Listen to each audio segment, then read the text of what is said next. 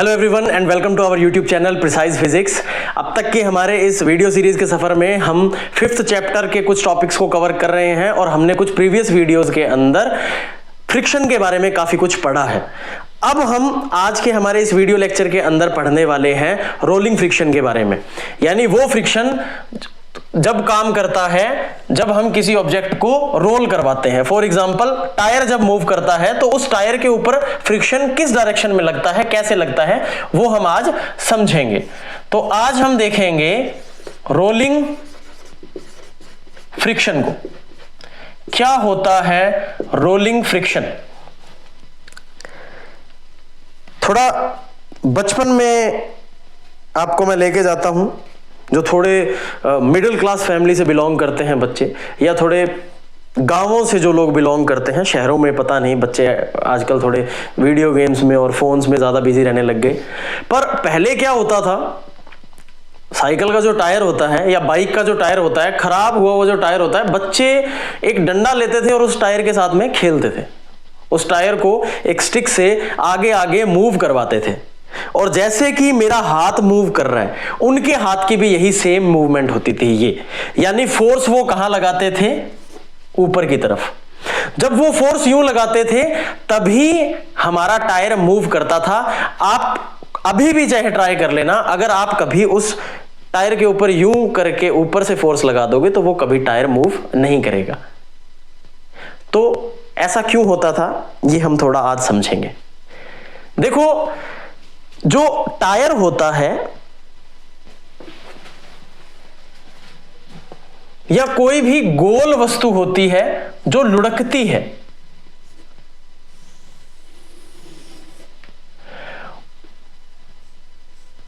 उसके जब हम एरिया ऑफ कांटेक्ट की बात करते हैं, यानी नीचे वो एरिया जो हमारी अर्थ के साथ में या रोड के साथ में या फिर हमारे जो भी रास्ता है, पाथ है, उसके साथ में कांटेक्ट में आ रही है, वो एरिया बहुत ही स्मॉल होता है। वो एरिया बहुत ही स्मॉल होता है, वेरी स्मॉल कांटेक्ट एरिया। और आपने प्रेशर देखा होगा, एक प्रेशर जो होता है, प्रेशर बेसिकली बराबर होता है फोर्स अपॉन एरिया। अगर एरिया कम कर दिया जाए तो प्रेशर बहुत ज्यादा बढ़ जाता है। यही कारण होता है कि सिंपली अगर आपके नॉर्मली आपके पैर पे अगर कोई जूता लेके चढ़े तो आपको इतना दर्द नहीं होता, बट अगर कोई हील रख दे तो फिर जान निकल जाती है, क्योंकि उसका एरिया ऑफ कांटेक्ट जो है वो बहुत कम है, फोर्स ज्यादा हो जाएगी, प्रेशर बहुत ज्यादा हो जाएगा। तो ऐसा ही केस इस टायर के अंदर भी आपको देखने को मिलेगा। और होगा क्या बेसिकली कि इस के कारण यहां पे ये जो सरफेस है ये थोड़ी सी अंदर को धंस जाती है। अंदर को धंसने के कारण इसमें डिफॉर्मेशन हो जाती है, यानी जहां भी टायर किसी पर्टिकुलर इंस्टेंट पे होता है वहां जो सरफेस होती है वो स्ट्रेट ना होके कुछ इस तरह से उसके अंदर एक गड्ढा हो जाता है। इतना बड़ा नहीं होता होगा, बट मैं आपको समझाने के लिए बता रहा हूं कि इस तरह से उस पर्टिकुलर पॉइंट पे एक गड्ढा हो जाता है। अब क्या होगा सॉरी, अब क्या होगा, मुझे अगर इस गड्ढे से बाहर निकलना है और आगे बढ़ना है तो मुझे दो चीजें करनी पड़ेंगी। एक तो मुझे फोर्स लगानी है सामने की तरफ ताकि मैं आगे बढ़ पाऊं, और एक मुझे फोर्स लगानी है ऊपर की तरफ ताकि मैं इस गड्ढे से बाहर निकल पाऊं। समझना इस चीज को लॉजिकली, यानी इस टायर को अगर मैं इस छोटे से गड्ढे से बाहर निकालना चाहता हूं तो एक फोर्स तो मुझे ऊपर की तरफ लगानी पड़ेगी और एक फोर्स मुझे लगानी पड़ेगी सामने की तरफ। और इन दोनों की जो वेक्टर सम की अगर मैं बात करूं, जो रिजल्टेंट फोर्स होगी वो कुछ इस डायरेक्शन में होगी जो मैंने स्टार्टिंग में आते ही बनाई थी। यानी किसी टायर को मूव करवाने के लिए बच्चा हाथ इस तरह मारता है, यानी फोर्स इस तरह से ऊपर इस तरह से फोर्स वो लगाता है। बट हमारा कंसर्न फोर्स से है ही नहीं, हम यहां पे बात कर रहे हैं फ्रिक्शन फोर्स की, कि अगर ये रोलिंग होगी तो फ्रिक्शनल फोर्स कहां लगेगा। ऑब्वियसली कहां लगेगा, जहां फोर्स लगेगी उसके अपोजिट डायरेक्शन में लगेगा, क्योंकि ये हमने पढ़ा है लॉज ऑफ फ्रिक्शन में। तो अगर इस तरह से फोर्स लगती है तो इस फोर्स के ओवरकम करने के लिए यहां पीछे फ्रिक्शन लगेगा, इस फोर्स को कम करने के लिए नीचे की तरफ फ्रिक्शन लगेगा, और इन दोनों फ्रिक्शंस का एक रिजल्टेंट आएगा, और जो नेट फ्रिक्शन होगा वो मुझे इस तरह से नीचे की ओर देखने को मिलेगा। ये जो डायरेक्शन होगी फ्रिक्शन की, इस फ्रिक्शन को हम बोलते हैं रोलिंग फ्रिक्शन। तो बहुत ज्यादा नहीं है 11th के लेवल के हिसाब से, आपको बस समझना है बेसिकली कि रोलिंग फ्रिक्शन है क्या, ज्यादा कुछ हमें इसमें नहीं पढ़ना है। अगर इससे रिलेटेड कुछ न्यूमेरिकल्स आगे आते हैं तो मैं एक बार देखूंगा और फिर हम उनको और अच्छे से डिस्कस करेंगे। बस सिंपल सी चीज है, क्योंकि रोलिंग की बात हो रही है तो यहां पे ऑब्वियसली आप रेक्टिलिनियर मोशन या एक लीनियर फोर्स की बात नहीं करेंगे, यहां 2 डायमेंशनल फोर्स काम करेगी, इधर भी और इधर भी, और रिजल्टेंट फोर्स जो है उस रिजल्टेंट फोर्स को हम रोलिंग फ्रिक्शन या रोलिंग फ्रिक्शनल फोर्स बोलेंगे।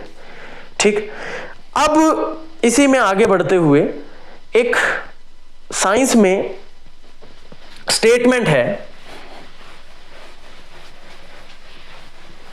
कि define friction as an necessary evil.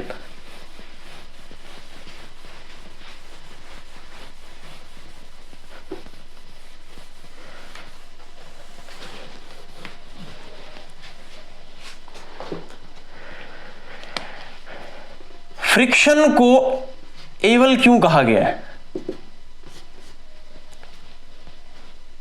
Friction एवल का मतलब समझ में आ गया होगा आपको, दानव, यानी कोई चीज जो बुरी हो।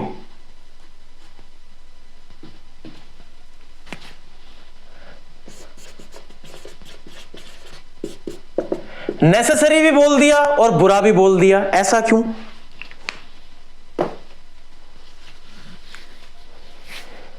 क्या आपने कभी, हमने छोटी छोटी चीजें करते हैं बट उनके बारे में कभी सोचते नहीं है। हम एक कॉपी के ऊपर पेन लेते हैं और हम इजीली वहां पे ग्रिप बना बना के लिखते हैं। कभी आपने सोचने की कोशिश की कि अगर फ्रिक्शन नहीं होता तो क्या आप एक कॉपी पे लिख पाते? कॉपी को छोड़ो, मैं यहां बात कर रहा हूं। अगर फ्रिक्शन नहीं होता, फ्रिक्शन है इसीलिए इस मार्कर की निब और इसके सरफेस के बीच में एक संतुलन बना हुआ है, जिसके कारण मैं इसके ऊपर इजीली लिख पा रहा हूं। अगर ये फ्रिक्शन नहीं होता तो ये मैं इस तरह से फिसल जाता। क्या मैं कुछ लिख पाता इस पे? कभी नहीं लिख पाता। इस तरह से मेरा हाथ तो फिसलता ही रहता। यानी फ्रिक्शन एक ऐसा इवल है जो नेसेसरी है, जिसके बिना लाइफ है जो वो पॉसिबल ही नहीं है। फ्रिक्शन है तभी हमारी जो गाड़ियां हैं वो चल पाती हैं। अगर फ्रिक्शन नहीं होता तो आपकी गाड़ी के कभी ब्रेक ही नहीं लग पाते। बट यही फ्रिक्शन है जिसके कारण आपकी जो गाड़ी के अंदर इंजन में सिलेंडर होता है, अगर उसमें लुब्रिकेंट खत्म हो जाए तो इंजन के अंदर हीट प्रोड्यूस हो सकती है बहुत ज्यादा, जिसके कारण इंजन फट भी सकता है। या इसी फ्रिक्शन के कारण आपकी जो गाड़ियों के पुर्जे हैं वो टूट भी जाते हैं। तो गाड़ी चलाने के लिए फ्रिक्शन जरूरी भी है और इसी फ्रिक्शन के कारण हमारा नुकसान भी हो रहा है। इसलिए नेसेसरी भी है ये, और ये एवल की तरह भी काम करता है। बुरा है पर इसके बिना काम नहीं हो सकता। सीधी बात यह है, आप ना किसी रस्सी की गांठ मार सकते हो, ना आप इवन आप चल नहीं सकते। आप चल भी नहीं पाओगे। अगर गिरे तो बस गिर गए, फिर बस फिसलते जाओ, रुक ही नहीं पाओगे। फ्रिक्शन नहीं है तो कैसे रुकोगे? खुद से फोर्स लगा के, अरे फोर्स लगाओगे तो उसके लिए भी तो कुछ ना कुछ ग्रिपिंग चाहिए। ग्रिप ही नहीं है। फ्रिक्शन का मतलब नो ग्रिप। कोई माउंटेनिंग नहीं कर पाएगा, कोई रनिंग नहीं कर पाएगा, कोई साइकिलिंग नहीं कर पाएगा, कुछ भी पॉसिबल नहीं हो पाएगा अगर फ्रिक्शन नहीं है तो। इसीलिए फ्रिक्शन के भले ही बहुत सारे नुकसान हैं, भले ही बहुत ज्यादा अगर फ्रिक्शन हो जाए तो हीट प्रोड्यूस हो जाती है, हीट लॉस होता है, एनर्जी लॉस होता है, हमारे जो टायर्स हैं वो खराब हो जाते हैं, हमारे टायर्स हैं जो हमें चेंज करने पड़ते हैं थोड़े दिनों बाद में, बहुत सारी चीजें होती हैं, मान ली बात। बट स्टिल अगर फ्रिक्शन नहीं है तो बाकी सारी चीजें जो नेसेसरी हैं वो नेसेसरी चीजें भी पॉसिबल नहीं हो पाएंगी। इसीलिए फ्रिक्शन जो है, friction is a necessary evil.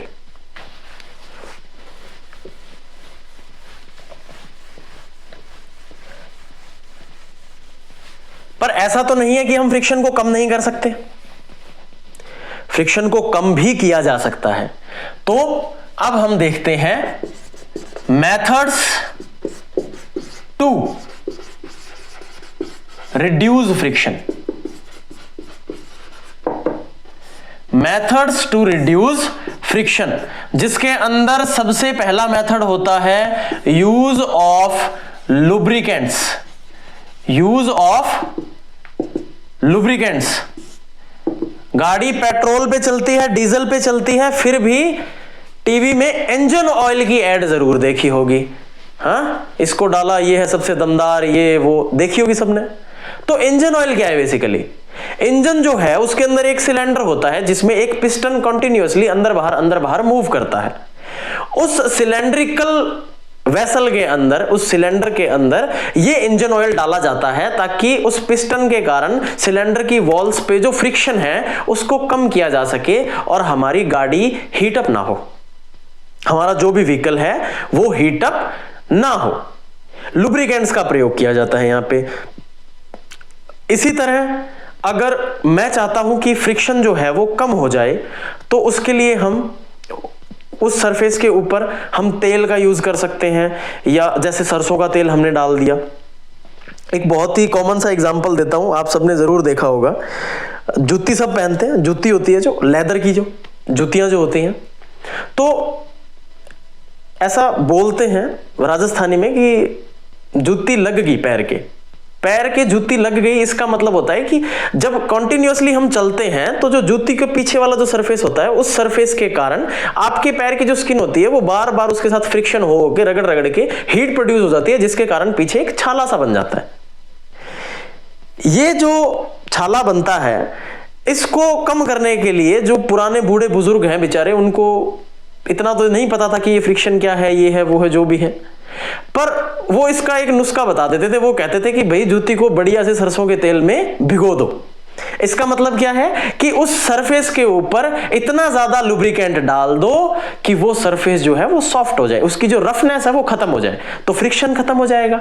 खत्म नहीं होगा, फ्रिक्शन कम हो जाएगा। फ्रिक्शन कम हो जाएगा तो क्या होगा, वो जो हीट प्रोड्यूस हो रही थी वो कम हो जाएगा और थोड़ा सा जो हमारा जो शू है, जो जूती है, वो कंफर्टेबल हो जाएगी। तो हमारे डेली लाइफ के अंदर ही हम बहुत सारे फिजिक्स के एग्जांपल्स को निकाल सकते हैं। इसी तरह हम एक और इसके अंदर मेथड यूज कर सकते हैं, बॉल बियरिंग्स।